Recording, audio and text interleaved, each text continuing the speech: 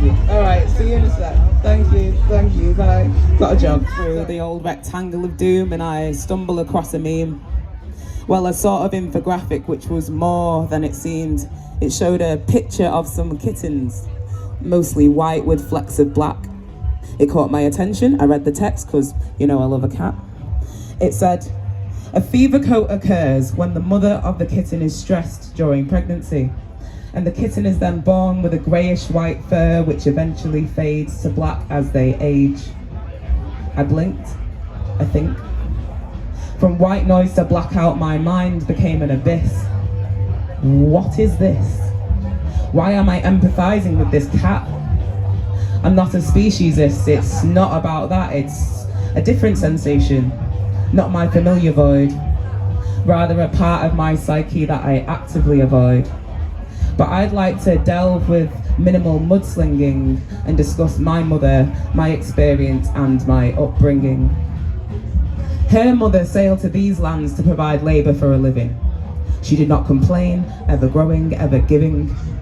6 daughters sought after the treasures that were promised.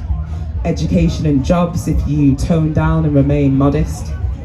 They were young, but not too infantile to understand that they were gifted opportunities, taught to never bite the hand and that they were black. And that's that. So this became their learnt behaviour, to comply to this country and that one day subservience would be their saviour. One of those daughters bore me and a brother. And some of the lessons that I learnt from my mother were good, better, best. Never let it rest until that good becomes better and your better becomes your best. But that bettering became a battering in here. Learning to understand the patois that was spoken and, constantly conflicted, yet learning to adhere and to understand the patois that was spoken and not repeat it to my peers, otherwise I'd be seen as a token. To conform to societal expectations whilst partially cloaking my roots.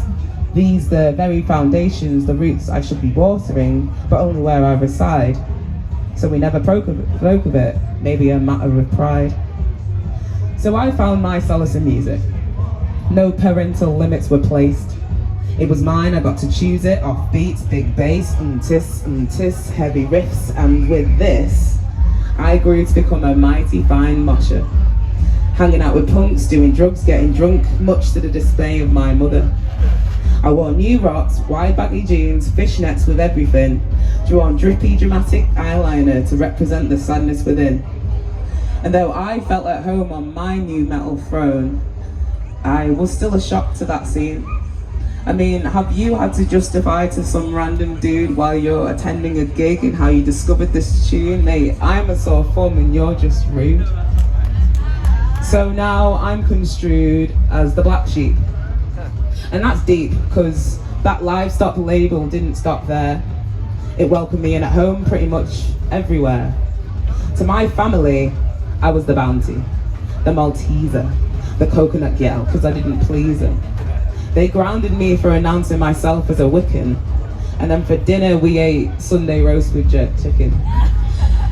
So, for many years of my life, I have been this kitten, and thusly my focus has never been to fit in. And rightly so. The wider world is waking up, trading their tokens in and taking another look. The typecasts are out of paper and ink. The pigeonholes are full and the labels have started to stink. I have come to understand the friction between me and my mother. All the stress and the conflictions, embracing the amalgamation of culture. Eat a full English with plantain. Move with force, we are the unchained. My fever coat has faded. Only onyx overtones shall overthrow. From a kitten to a cat to a panther, always leave room to grow.